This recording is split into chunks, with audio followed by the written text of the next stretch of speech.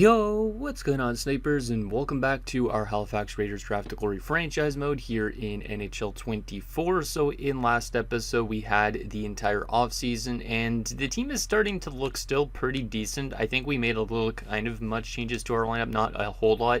The only change that I could remember is that we brought in Burish, who used to play with us for a while. We brought him in and we decided to let go of Felipe Flood because of his performance. Also, Maxime Kavanagh is going to be jumping up from the AHL, which substantially makes your defensive core already better than last season, which is great. And then from an offensive standpoint, our offensive core looking is pretty good too. Colburn up to an 81, Jacobson up to an 81. And yeah, Raymond being an 84. I think our team is actually looking pretty decent. So I think there's a good chance we make it back to the playoffs again. But I am still a little bit scared because this team could look a lot different by the end of the season because guys like Lehman, Wilm, Ahinen, they could all drop off throughout the season, especially guys like Wilm because he's 38 and Lehman, he's 36. Ahinen's only 35, but there is a chance he could still drop off too. And from a defensive standpoint, most of our defenders are relatively young, except for Boys. If Boys drops off a lot, this defensive core isn't going to look as strong. But obviously, right now he's fine considering he's 34, still listed as a top 4 defenseman. But he only has exact top 6 potential, which is interesting because I don't know if I realized that before. And then from a goaltending standpoint, we have our strongest goaltending tandem I think we've ever had because Burkov is still our starter, and Vyacheslav Zadorov, the high elite starter, is up to an 86 overall. So there's a chance we could rock a different goaltender in the playoffs. Like if Burkov's not doing as good, obviously, in the regular season, maybe Zadorov is going to get a chance to be that guy for us going forward. We also have Dodge and Coop as some depth forward options. I don't have a depth defenseman, I just realized.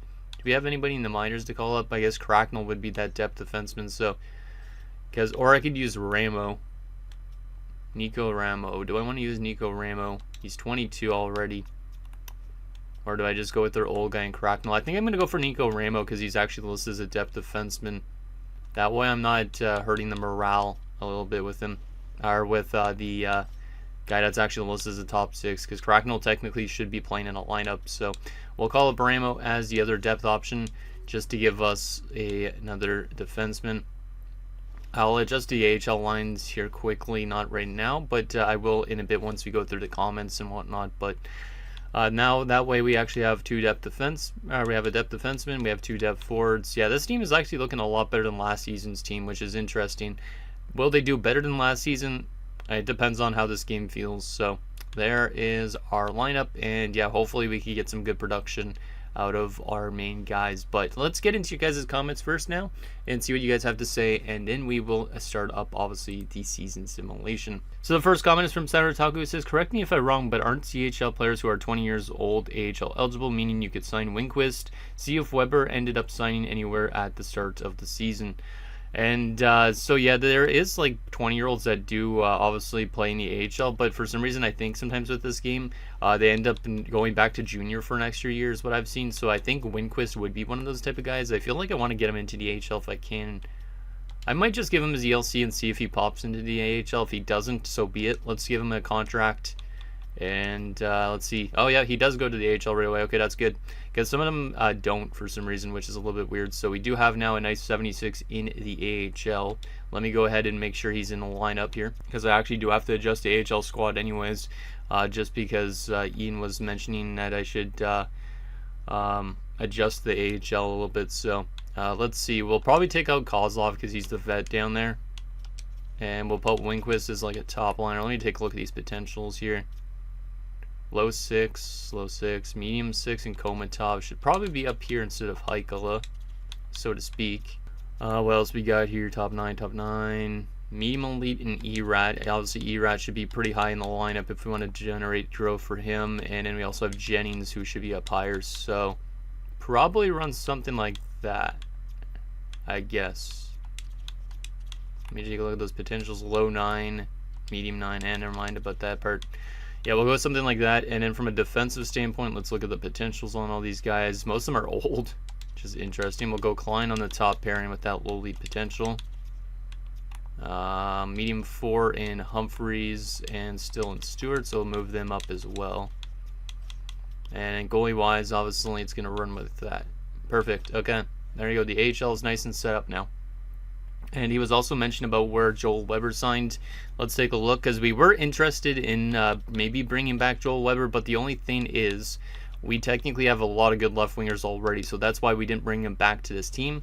If we were missing somebody like Hamalainen, maybe I would have done it, but Weber would have been a pricey guy anyways. But let's see where he went after he played in Tampa. He went to the Winnipeg Jets on a one-year deal only at 10.475, so there is a chance we could get him back next offseason if we end up losing guys like Hamalainen or Lehman or something like that in the offseason, because who knows, Lehman could retire in the end of the season, so we could always replace him with Weber if Weber doesn't decide to retire early, which I feel like he might, because of the fact he was a little bit of a steal. He might be one of those guys that retired like 35. So there is that. And the last and final comment is from Ian.Nolov, who says, solid draft, good line adjustments. I wonder if you would show us our newcomers and their appearances. Also, can you show the AHL squad and adjust them too? And sure, let's take a look at some of the new faces on this team, and then obviously we'll get into simulating the season. So I think he wanted to also take a look at some of the guys in the AHL, which, I mean, I could do that, but I don't know how much time that would do. So we'll see. Maybe we'll get to the AHL guys. Let's look at the NHL guys obviously first. So we never took a look at Zadorov, I think, last season, so let's do that. He's obviously our high elite goaltender that is likely to replace Burkov at some point. Let's see what his face looks like. Okay, pretty basic. He does got some blonde hair. He actually does have a beard in the playoffs, apparently. Okay, interesting. Pretty cool little look there for Zadorov. All black gear because that's still glitched out. But he is wearing some Coho pads and gear, which is kind of nice. Good little throwback gear for him. Let's take a look at our defensive core now. We've taken a look, I think, at most of these guys except for Kavanov and Ramo, I guess. Yeah, I think so. Because obviously we've seen Turnbull, we've seen Bursch years ago. We would have seen Boys, Booze, and Cardwell. So yeah, let's just take a look at Kavanov and Ramo on the defensive side of things. What is Kavanov looking like? Hopefully he helps us out a lot this season in terms of his defensive play. Let's go here. Okay, pretty basic. No beard in the playoffs, but he does have a nice little bit of a curly hair fro. Wearing the number 3, which I don't know who last wore number 3 on this team, but I don't think much people have. And then Nico Ramo, who just called up as a depth option. I think this is an exciting one as well. He could end up cracking our defensive core full time, potentially at some point. So here's Nico Ramo. He also does have a beard in the playoffs. Interesting look. So there is Nico Ramo. I have to make it sound like I'm finished even I'm not. Okay, let's go over to the wingers. We've seen all these guys. I don't know if we took a look at Colborn or Jacobson last season, so I'm going to take a look at them. Obviously, these guys are helping us out a lot in terms of our depth, which is great. Hopefully, some of them generate into being good players. So here's Colborn, spiky little hair. Has a nice stick that kind of matches our jerseys a little bit, so shout out to Colborn. And what about Jacobson? Yeah, without these two guys, our depth would probably be really bad, but with the addition of them, it helps out quite a bit. So, Matt Jacobson looking like this. Okay, he got some kind of sick little hair. Also does have a beard in the playoffs. Good to see. Number 64. Has a very nice stick. Also kind of matches our jerseys too. I like those true blue sticks. They kind of like work really well with our jersey set. Have we ever taken a look at Ozens? I don't think so. Ozens obviously is going to give you getting played the big bucks starting next season, so this should be interesting to see what he does this season. Okay, yeah, I don't think we ever took a look at Ozens. If we did, I don't remember taking a look at him, because holy crap, that gray hair, man. Imagine having gray hair by the time you're 21. I think he's 21, right? I think that's what I just said. Yeah. Damn. Manny Booz we have not taken a look at. He's another new addition to the lineup. We've had Mauricio Booz, we've had Manny Booz, and there was a guy that we drafted last episode with the last name Booz too, which is kind of funny, but here's his look. Pretty basic look. Number 42.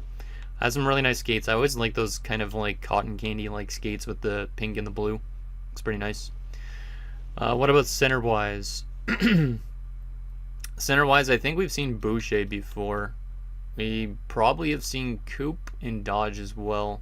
Maybe not Coop. We've definitely seen Dodge before. Let's take a look at Coop, and then we'll begin simulating because I don't think I have enough time really to look at the AHL players and what they look like, but we could do that obviously near at the end of the series. Okay, Coop has a kind of an interesting look, kind of with that ginger beard and stuff like that. Not a surprise. Okay. And also he's got that same type of skate, which I really like. So there is Coop. And I think that's all the players that I didn't take a look at. There is a chance I didn't take a look at Boucher before, but I honestly don't remember. So we'll keep all that the same. And that is good. If I went to take a look at the AHL, though, there's literally like tons of players I have never seen before. So I'd rather wait till they get to the NHL first before taking a look at them. But we have a pretty old team at this point. A lot of guys above 28 years of age. A couple good youngsters too, actually, though, for that matter. Like, there's a good youth movement going forward, which is awesome. So let's see what happens this season, see if we make it back to the playoffs. Obviously, I think we are going to be a playoff team, but the real question is exactly how it's been the last few years, is how long are we going to be a playoff team for? Because are we going to be a team that could get past the first round? Are we going to be a team that gets knocked out in the first round? I don't really know, but I think this team definitely should make it to the playoffs, especially considering our head coach has been doing really good jobs for us the last few years in terms of the regular season. So I'm excited to see what this team does.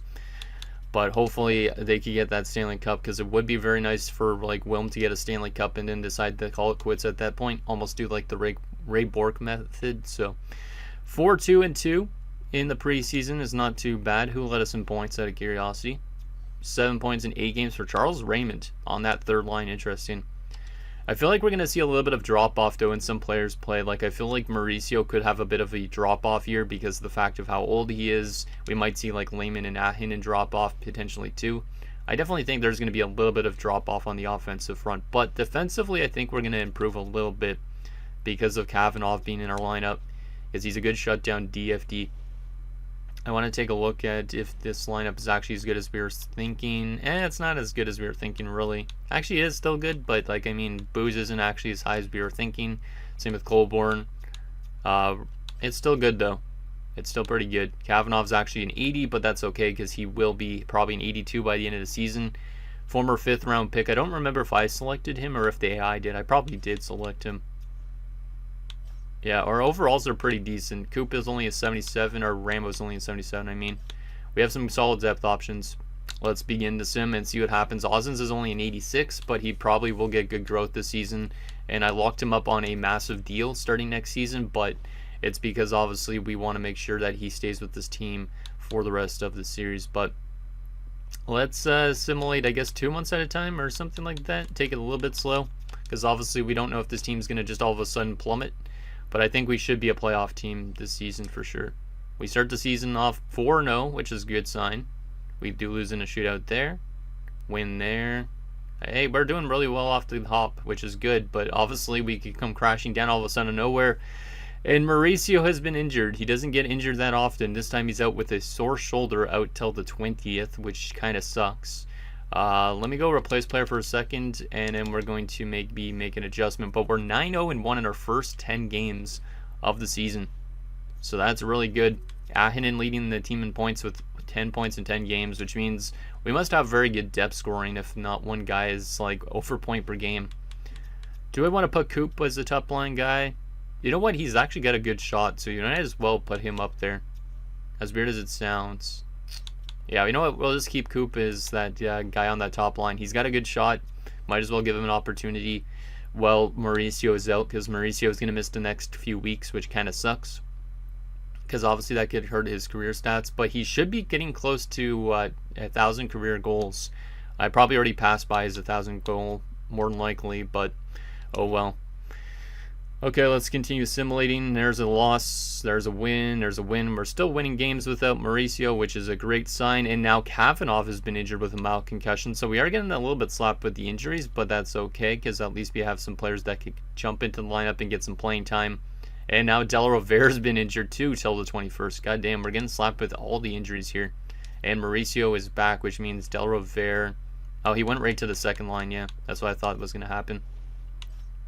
We're going to have to put Dodge in this spot, and then we're going to have to take Coop off this line, put Mauricio on this line, and then put Coop on the second line. And that will be basically how we adjust that. There you go. Yeah, we're getting the slap with the injury bug, which is not great, but hopefully everybody stays a little bit healthier in like the second half of the season, because that'd be good. Let me stop the sim for a second. Kavanagh is back. That is good, because obviously our defensive core is kind of our weak point at the moment. Like offensively, I don't think we have much of a problem, but from a defensive standpoint, if we get into injury troubles, it is not going to be a good sight. So let's see this. Stop the simulation. Okay, so we are 14-2-1. Let's see on simulating. We're doing really well, even with the injuries. We're fighting through some adversity as De La Rovera has returned. I guess at this stage, since a lot of our guys on our team are getting older, they're going to become a little bit more fragile, which is not great. So De La Rovera will jump back into the lineup. How many years does he have left on his contract, out of curiosity? 2 more seasons. Okay, that's good. That's good, because I wasn't sure if his contract was going to end soon and then we might lose him. Okay, looks at that start. Look at that start to the season. 18-4-2. We are currently second best in the division, actually tied for first, but we played 1 more game than the Canadians at the moment. We're in a pretty good spot. I think we got to obviously continue simulating, so let's do it 1 month at a time at this point onwards. But I do definitely think we're going to eventually start to lose a bit more games in one of these months coming up, but from an offensive standpoint, looks like this team does really well. I don't know about the goaltending and defense at this stage, but it could be really decent too. Because I have seen some games where we allow like 1 or 2 goals, as Turnbull has been injured now, but at least we have a depth defenseman, so that is good. Like I said, hopefully we just don't get into those injury troubles on the defensive side of things. I think we're actually having a pretty solid defensive season though, because I've seen a lot of games where we only give up 1 goal, which might be a major improvement from last year, because obviously last year we were very inconsistent and that was our downfall. So hopefully we can find that consistency a little bit better here this season.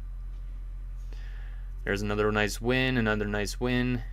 Yeah, there's like 5 straight good defensive games, and then of course we had 1 bad defensive game there. But 28-6-2 at January the 1st. We are now leading the Atlantic Division by 10 points on the Lightning and Canadians. We are currently the best team in the NHL as well by 3 points. Oh man, I don't want to win the President's Trophy though. I feel like if we win the President's Trophy, we're absolutely screwed. But who knows, maybe we could win the Cup and President's Trophy in the same season. I've done it in my Jet series, but I don't know about this series, to be honest, if it's a good thing. Let's go another month. This team is doing really good. It could help probably having that good goaltending combination. That could be definitely why we're playing so good. Maybe not the defense. Who knows? So we have a couple losses this month that started off, but obviously, as I said, we are probably going to have some downfall at some point. We're not going to have just perfectly good seasons perfectly good months every single part of the season, is what I'm trying to say. So there we go. Defense is adjusted in the AHL. We do have guys we could also call up in the AHL, which is nice. So at least we have a little bit of depth on the offensive front. Ozens was never injured. Yeah, we're still doing really well. Still doing really well. There's our 11th loss of the season, so we're starting to lose a little bit more, but that's okay. Makes us a bit more of an average team, which we kind of want in a sense. 73 points. We're only leading now the division by a 6-point lead.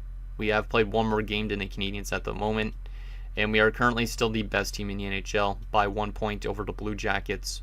Okay. Let's continue assimilating. Let's go to the 29th, I guess, right till the end of February. 2044, kind of crazy. There's another loss. Now we're starting to have a little bit of inconsistency with our defensive play, it looks like, over the last few weeks, which is not great. You can see a couple of games where we've allowed 4 or more goals in.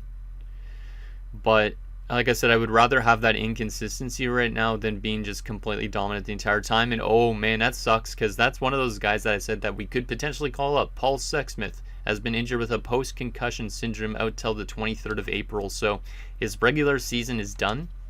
That kind of sucks. Like I said, he's kind of one of those guys I would call up if we really want to at some point, if we get into injury troubles on the offensive front, but we might not need to call him up at this point, at least for now. But 43-16-4, we are definitely still having some rough defensive games, though. 7 goals against there, 5 goals against there. Where else was it? 5 goals against there.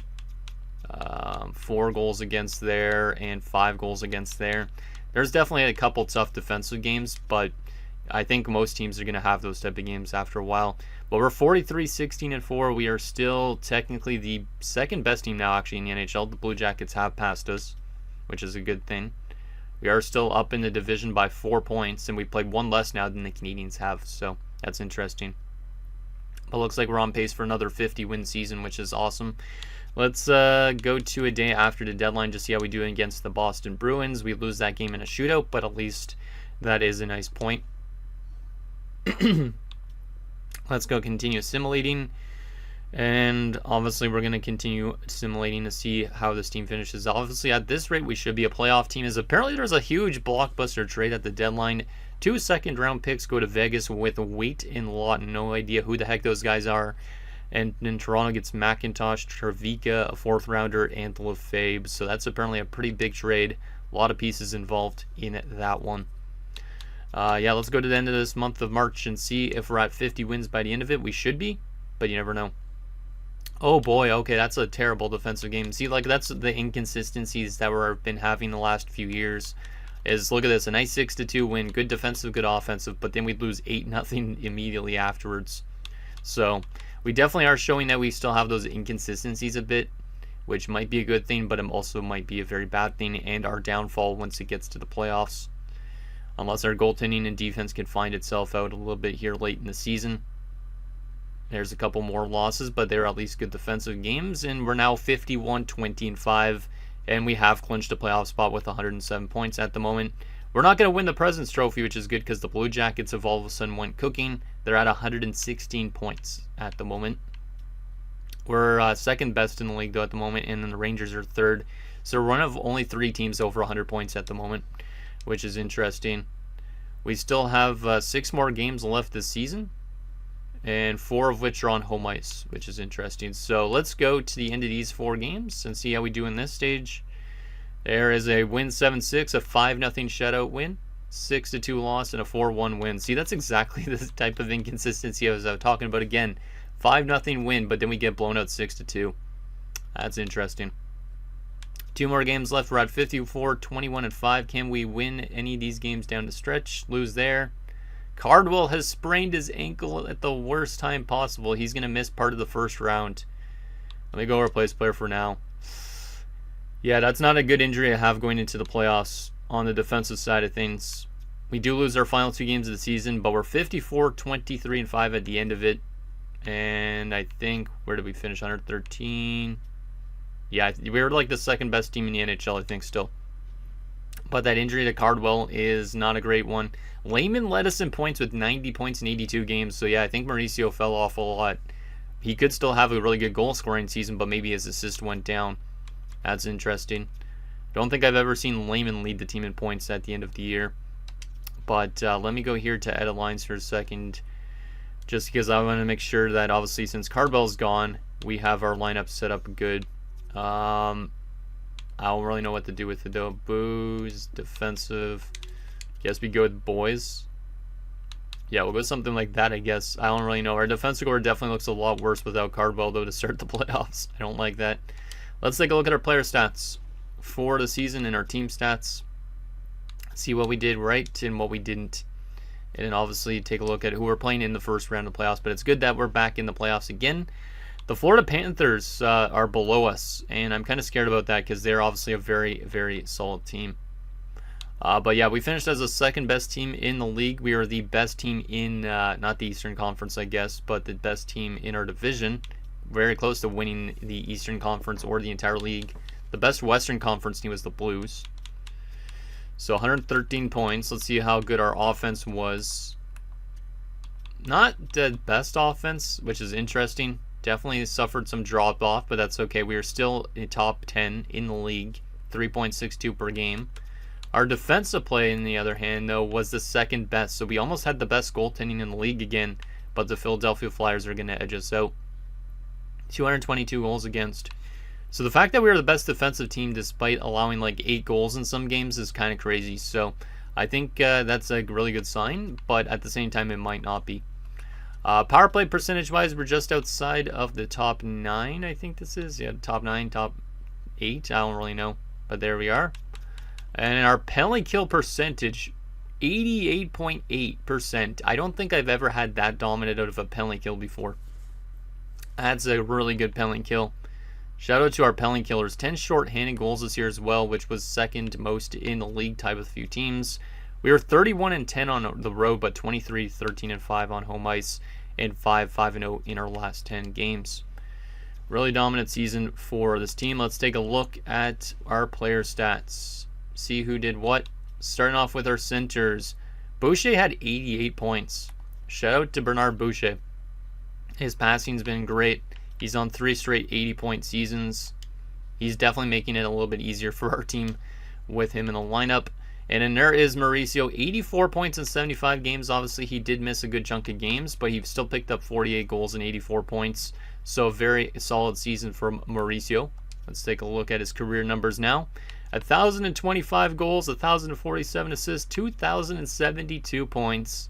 He has done the 1,000 goals and the 1,000 assists and the 2,000 point totals, which is awesome. That was the least amount of games I think he's ever played in a regular season, but Mauricio has been the guy, and hopefully he continues to be that guy next season if he decides not to retire. He's already had 37 career short-handed points too. Crazy. What a year for Mauricio. So there's Mauricio. Handed on 60 points is not bad. Kind of expected him to drop off a little bit more. He did only just get a 1-year deal, so he's trying to prove himself, I guess. Richter on 38 points is pretty solid. Coop on 8 points in 9 games as a depth option replacing Wilm. That's really good. That is really good. Left wing wise, Lehman on 90 points and 35 plus 35, 109 penalty minutes. So really solid season from Lehman. He has dropped down to an 88, and he's also had a very solid career. Just under point per game at the moment. Hamalainen on 56 points only. Not as much as I expected, but it's still good. Ozzen's only on 51 points. Maybe I should put him on the top line and move Lehman down to the second line, just to get him more ice time. I'm kind of surprised on Ozzen's not having that much points this year, but he has still been a very effective player. We might be overpaying on him next season, but that's okay, I guess. Boo's on 27 points. That's not too bad. Del Rivera on 73. Not bad. Raymond on 51. Colborne on 30. And Jacobson on 27. Hey, I don't mind that. It's pretty good. Defensively, Cardwell had 40 points in 82 games. And unfortunately, he got injured in the last game of the season. That's not great. Boys on 37 points is more than I expected, which is great. Boo's on 21 points. Burrish on 14. Kavanagh on 14 and plus 36 in his rookie season. Also 100 penalty minutes. And Turnbull had 11 points. And Ramo had nothing in 4 games. Goaltending wise, Burkov had a 9.05. But look at the effort from the high elite goaltender. Zadorov 16-3-2. With 2 shutouts, a 9.27 save percentage in a 2.14. Is he going to be the guy that starts in the playoffs over Burkov? Because Burkov has seen good playoffs before, but he's also seen some bad playoffs. So we could kind of make a decision on who we want to start for next episode. That would be great. Obviously, Burkov got us all the way to a chance to win the Stanley Cup, but Zadorov has never played in a playoff game before. And yeah, he's off to a very good start to his career. I'd say last year he was okay. This year he was much, much better. And he's ready to take that jump. Like at this point, I feel like almost buying out Burkov would be a great thing for our team just to get Zadorov as a starter, but it is what it is. And yeah, good efforts from all of our rookies this season. Let's take a look at stats across the entire league, see who led the NHL in points. It is going to be Ville Koskinen at the age of 33 with the New York Rangers. Damn.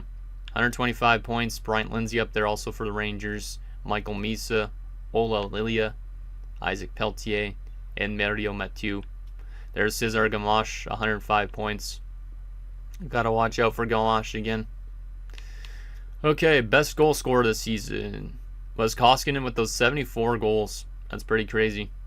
Pretty crazy indeed. Peltier had 63, Fraser 54, Mathieu 53, Persson 52, and Gamache with 51. Wilm technically finished top 10 in goal scoring despite missing 9 games, or 7 games actually for that matter. That's pretty crazy. So Wilm could have been one of those guys over 50 goals. Like he could have been top 3 in goals if he would have played the entire season. Let's take a look at Selke candidates. Campoli, probably Campoli. Based on the face-off percentage and the takeaways, yeah, it's probably going to be Bo Campoli that wins it. Most fights are fun since Toms is out of the league now. Jorgen Enqvist of the LA Kings. Alvin Combs. Okay. So there is that. Best defenseman for points this season. Chris Whitmore again in Florida. This guy's been a very good defender. Kind of wish I would have drafted him in the day, because he's had a lot of good point seasons. I don't know if I would have even been able to get a chance to draft him 10 years ago, but still, this guy's been very, very good. Obviously now a Stanley Cup champion from last season. Fanaganov was 73 as well. Winchester was 72. Riley Gostad up there. Pretty solid. Cardwell was technically one of the better defensemen in the league in points with 40 points and a plus 20, but obviously that injury kind of sucks now because we're going to have to deal without him in the playoffs. Best goaltender was Nylander in terms of wins.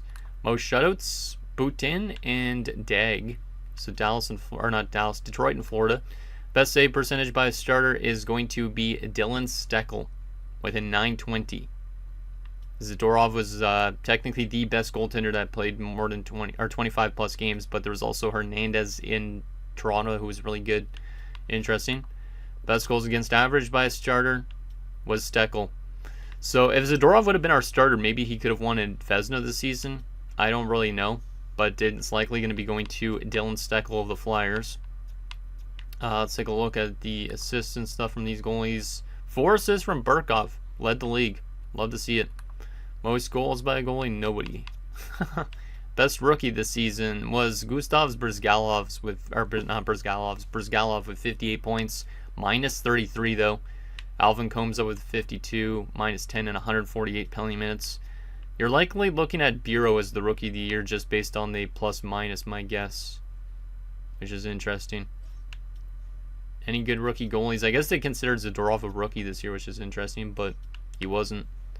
So there is all that. I do want to take a look and see if the AHL team also made the playoffs before we take a look at who we're playing. And yes, they did. They won their division.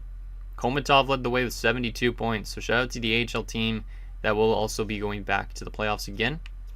Let's see who our NHL team's playing now in the first round. It is going to be the Montreal Canadiens, because of course we always have a matchup with Montreal. They are 4-4-2 in their last 10 games. They are 48-24-10. What did they do during this season, and what is their roster looking like? So we won our division. They finished in 4th. They were in the lead in our division at one point, which kind of scares me that they're actually really good. Their offense was better than ours, but our defense was better.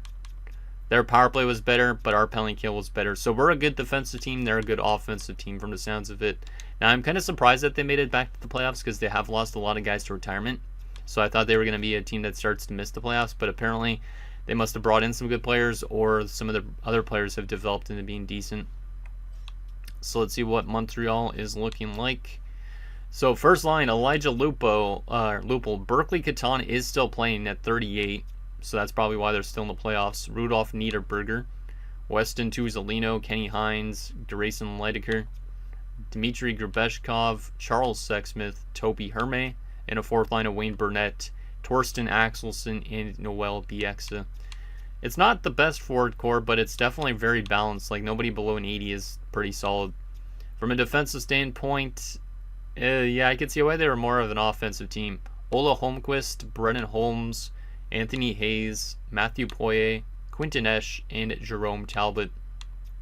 Everybody on this defensive core is pretty much a top 6 defender. I mean, these 80s are listed as top 4s, but I would consider them more of a top 6 defender. Goaltending-wise, they have Dominic Graham, so they did bring in another goaltender. This is his first season in the NHL. Interesting. First-round pick a few years back. And then Ernesto Carcillo is still there. I'm pretty sure he was, yeah, he's been there for a while. So there's their goaltending. So they actually have some good goaltending in the back of that defensive core. And in depth-wise, they have Randy DeVoe and Tony Levo. That's an interesting one. I think we definitely should be able to beat them, but we could easily get cheese because we are one of the better teams in the league, which is kind of scary. And the fact that we also don't have our number 1 defenseman is kind of scary as well, going into this playoff run. Let me take a look at the morale for a second just to see if everybody's happy on this team. Seems like some people are not, potentially. Yeah, Dodge isn't happy about being a scratch. Coop isn't too happy apparently either.